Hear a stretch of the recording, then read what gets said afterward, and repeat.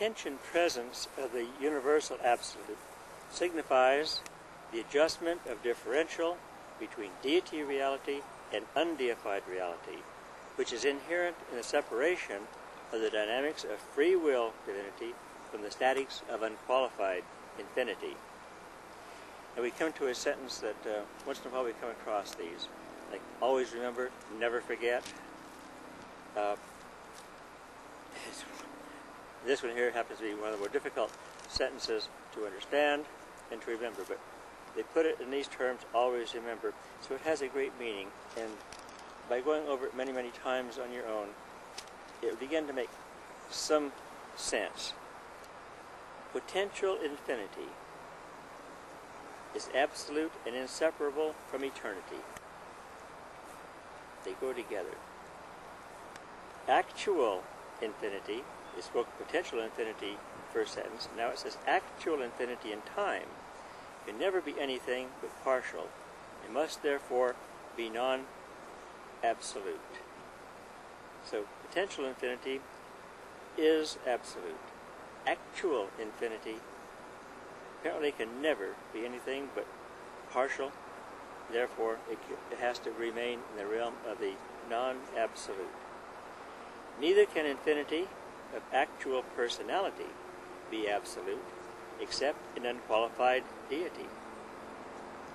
An unqualified deity is something that is not in actuality yet. So we can't have an actual personality on the realm of in the realm of the absolute. It is a differential of infinity potential in the unqualified absolute and the deity absolute. Let me read that again so I can understand it. It is a differential of infinity potential in the unqualified absolute and the deity absolute that eternalizes the universal absolute, thereby making it cosmically possible to have material universes in space and spiritually possible to have finite personalities in time. It shows therefore we have our origins. I like that phrase somewhere in the book. Our origins are absolute and our destiny is infinite. Here it shows how we have our origins in the unqualified and the deity absolute. Because of their differences, we have to have the universal absolute that makes possible a material universe and a spirit that go within it. We owe our existence to those three absolutes as potentials. The finite can coexist in the cosmos along with the infinite. Remember in the first page we're talking about the universe of universes. It talks about the Isle of Paradise and all the finite universes around it. How do they exist together in the same universe? The finite coexists with the cosmos, in the cosmos, with the infinite, only because of the associative presence of the universal absolute. So perfectly equalizes the tensions between time and eternity. All these differences we see in the universe, throughout the universe, are equalized. The tensions between them are equalized by reason of the presence of the universal absolute. Some of these differences are between time and eternity, the finite and the infinite, reality potential and reality actuality, paradise and space, also man and God. We owe that to the associative presence of the universal absolute. Associatively, the universal absolute constitutes the identification of the zone of progressing evolutional reality existent in the time-space and in the transcended time-space universes of sub-infinite deity manifestation. We owe the unity between all the universes down here and all the disparate things going on to the presence of the universal absolute.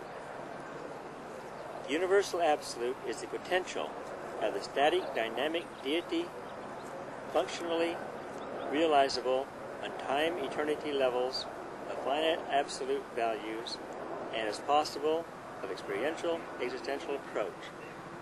We will let this truck go by and we'll start that sentence over again. Truck or airplane?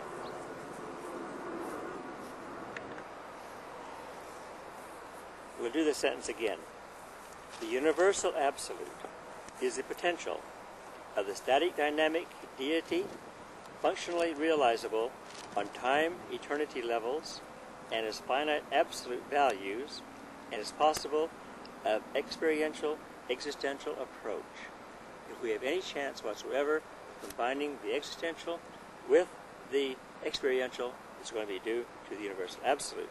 He's the potential of deity functioning down here on the time and eternity levels and the finite absolute levels. If he can do that, he can also unite the existential with the existential, experiential and existential levels. This incomprehensible aspect of deity, incomprehensible how we can unite such totally different things into one.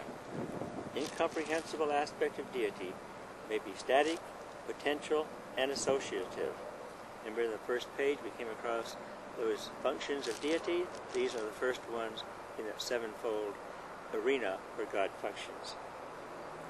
The incomprehensible aspect of deity may be a static, potential, and associative, but is not experientially creative or evolutional, as concerns the intelligent personalities now functioning in the master universe.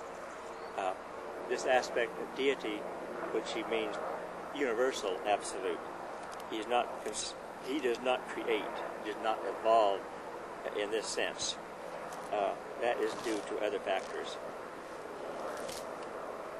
The absolute is, has no other qualifying term.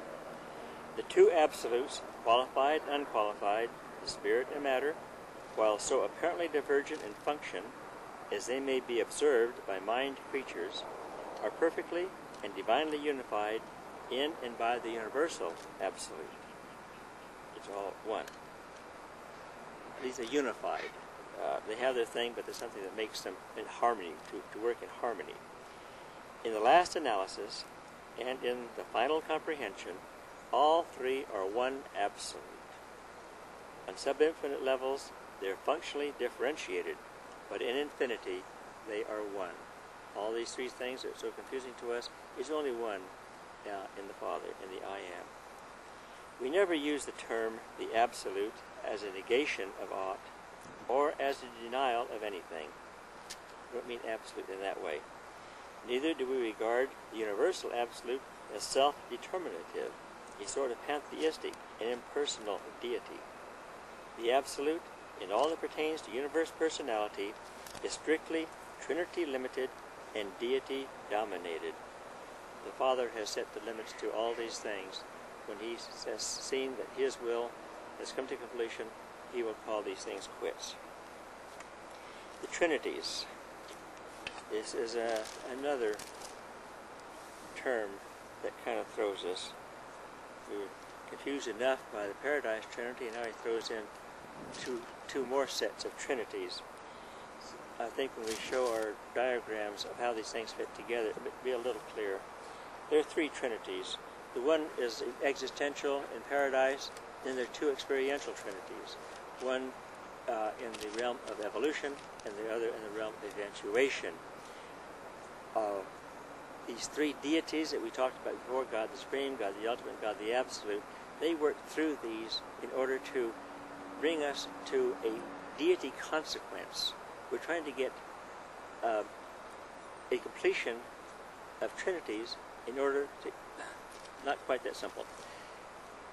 The Trinities are a mechanism whereby these deity realities operate in order that we can come out with these three complemental deities to the Father, the Son, and the Spirit.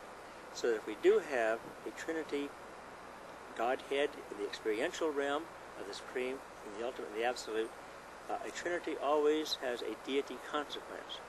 We are working here towards the deity consequence of some sort from these three deities. They come into their actuality by way of the Trinities, the three Trinities. In order that we can possibly have a actualization of some sort of the I Am, it seems. It'll be an experiential, the I Am as experienced by creatures, the Father Infinite as experienceable by us. So it'll be a union of Father experiential and the Father existential. And that seems to be what they're saying in this book, of where the Father is leading us. And if we can do that, get back to the I am, experience in an experiential way, it's a theory that possibly we can do the things that God does now in the production, you might say, of the Son and the Spirit. We will become Father, we will become Son, and we will become Spirit, the same way that the I am becomes all those three things also. If that's the case, then God has truly shared his divine life with us. Anything short of that would be hard to understand, that we're truly sons of God, and that would be kind of hard on the potential he's put within us, which would be hard to be fulfilled in any other way than by sharing God-like things with God himself in a mature, divine way. The original and eternal Paradise Trinity is existential and was inevitable. The Paradise Trinity is Father, Son, and Infinite Spirit. This never-beginning Trinity was inherent in the fact of the differentiation of personal and the non-personal by the Father's unfettered will, and factualized when his personal will coordinated these dual realities by mind. The Father separated himself, might say, into the matter, which is paradise, and into spirit, which is his Son. And those two are united by what we call the Infinite Spirit. It's inevitable. It's inherent in those facts. The post-Habona Trinities, these are the ones that working in the experiential arenas of the cosmos. These are experiential, are inherent in the creation of two sub-absolute and evolutional levels of power personality manifestation in the Master Universe. These are experiential, they're not existential. They have had a beginning. The Paradise Trinity has had no beginning. And it's inherent in the creation of two sub-absolute and evolutional levels. Those are the time-space and the beyond time-space levels. And in both of those, a power personality manifestation and unification, ordination, is occurring.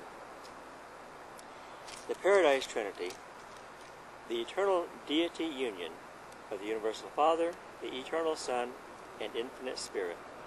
Usually when they refer to these three persons, they always have universal with the Father, eternal with the Son, and infinite goes with the Spirit. That Trinity is existential in actuality, but all potentials are experiential. Therefore, does this Trinity constitute the only deity reality embracing infinity, and therefore do there occur the universe phenomena of the actualization of God the Supreme, God the Ultimate, and God the Absolute. These three deities are in the process of actualization. The first and second experiential trinities, post-Habona trinities, cannot be infinite because they embrace derived deities. So we're not going to be infinite in that sense by any means. It cannot be done because the only things embraced in those trinities are derived. Deities evolved by the experiential actualization of realities created or eventuated by the existential Paradise Trinity. These deities are evolved by the experiential actualization of realities created, which is time-space, or eventuated, which is beyond time-space, by the existential Paradise Trinities. This is something they are doing, it is not themselves.